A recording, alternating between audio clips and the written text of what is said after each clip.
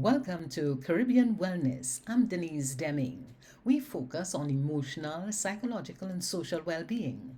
Join us for our conversations on well being and mental health. Maureen, welcome to the program. Right. So I am, as you said, Maureen Joanne Bowen. I've been a psychologist for 35 years. How concerned are you about wellness in Trinidad and Tobago? It is very concerning. And it's concerning on two levels. One, because of the lack of information and education, and the fact that the assessment tools don't seem to be working. Two, support, but also three, mindfulness. What can be done to normalize mental wellness as part of our daily approach? What are some of the things you think we can do? Well, one of the things I feel is that we have to review a lot of the policies. Certainly, the whole thing about education and sensitization and reduction in things like stigmas and also things like inclusion, because there are a lot of people with mental health issues who will not be diagnosed for fear of not being included, because they fear they're going to lose their jobs. So employers have to be mindful of that and present a platform that allows for growth and development and for comfort for people to feel that it's okay for us to have this discussion. And it's a hard discussion.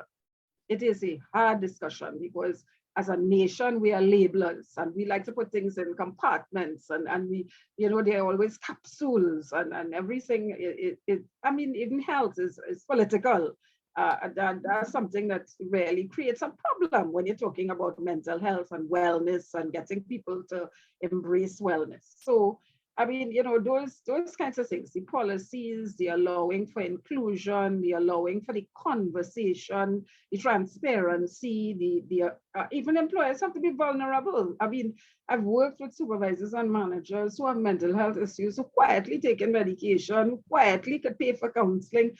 And when people present under their employ, they operate as if, well, that's an alien kind of situation. And they want to know, well why you can't work and why, just shake it off, but they quietly going and getting what they need. So the people in authority, and I'm not talking here about power, I'm talking about authority, need to be transparent and they need to be visible and they need to advocate on behalf of their employees that this is important and this is something that we need to have the conversation, we need to have the investment, we need to have the policies, we need to create an environment where people feel safe and they could communicate and get the help that they need, and that is confidential.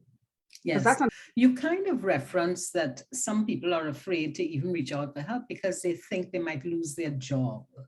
Can you talk a little more about that? I mean, employee assistance programs, it is evident that there were times when people looked at those programs as window dressing and not really understanding the significance and importance. There have been companies who clearly understood and invested and certainly allowed for the development and growth and the information. But for a lot of them, when you let them know that, look, there are certain kinks in the armor or the system or whatever, when they looked at what it would cost them to engage in like services or like training or even people absent, late, having to take extended periods of sick leave, time off, all of those things.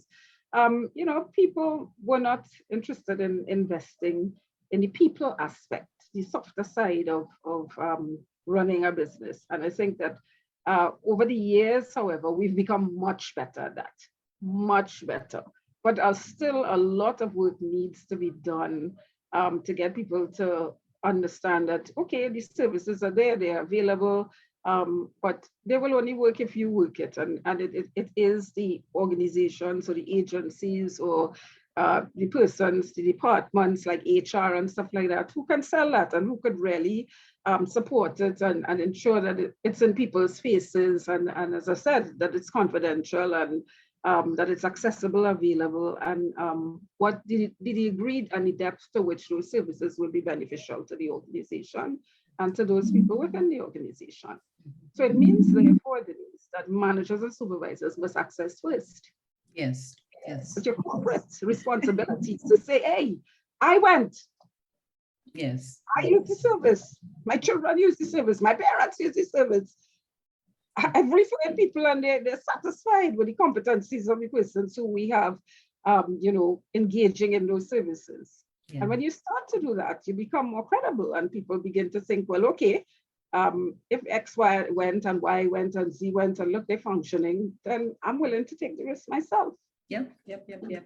Let's just move the conversation a little bit to the individual. What are some of the things, simple things that people can do to ensure that they are mentally very well and able and that they're out there taking care of themselves? What are some things you can do? Exercise is one. You just told me to do it. So I'm going to try. But really, it increases the endorphins in your brain. Certainly look at your meals. We don't eat well. You certainly have to look at your meals. Your medical practices. A lot of people, the pandemic showed us that a lot of us had comorbidities we never knew we had. We were walking with death under our feet, and we were just going our merry way, and something came and changed the whole landscape. The fact that, forgiveness, I mean, we internalize a lot of our stress and distress, and we're haters. It's unfortunate.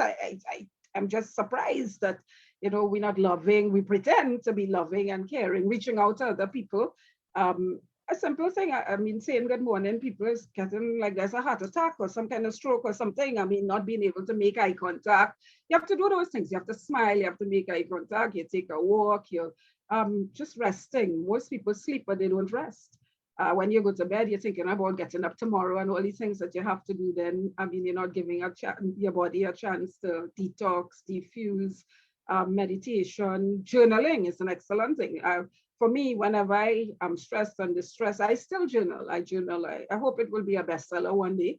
So I continue to journal and to write those thoughts and getting rid of those toxins and negativities, reaching out to help other people. Many times you see people in distress, and when you help others, you realize that the things that you think are important and so mind-boggling, you have nothing to think about, to talk about. You smile, and here you say, okay, if that's all I got, wonderful, I taken that, because I've been out there to help somebody else. Because your living wouldn't be in vain, because things, simple things, even risking things that you saw that you're not able to do, because sometimes you have to challenge yourself. If you come out of your box, get out of the ambit of what you think your limitations are, and you'll be surprised that it gives you pleasure to know that you're achieving stuff and doing things out of the norm, Yeah. And Maureen, as we bring this interview to a close, tell me, what would be your parting comments? What are the things you wish to say? Well, I'm very happy that we starting to have this conversation. Yeah. Also, I am not a person of doom and gloom. I believe that the glass is always half full, and I say out of evil cometh good. And it's based on how you look at what you are looking at. And I'm also saying too that each one help one, because in a lot of instances, there are things that we could do right in our neck of the woods, and we're waiting on somebody other than different. And, once you see something to be done, just do it, get it done, help somebody else, speak to them, support, engage. I think that we've become so distant and come off those screens. You see those screens? This screen thing is maybe because I'm old and I'm miserable, and it's not my forte and I'm not interested in it. But I really believe that it's time that you meet somebody. Okay, you can't hug and whatever, but you could smile and you could engage. And when you ask somebody how they are, stand up, make eye contact, wait and hear exactly how they are. Don't ask them how they are because it's a ritualistic kind of thing that you do. Ask them because you care.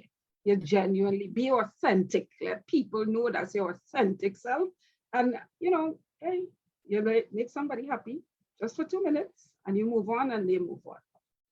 Thank you ever so much, Maureen, having us share our editions. Until next time, be safe.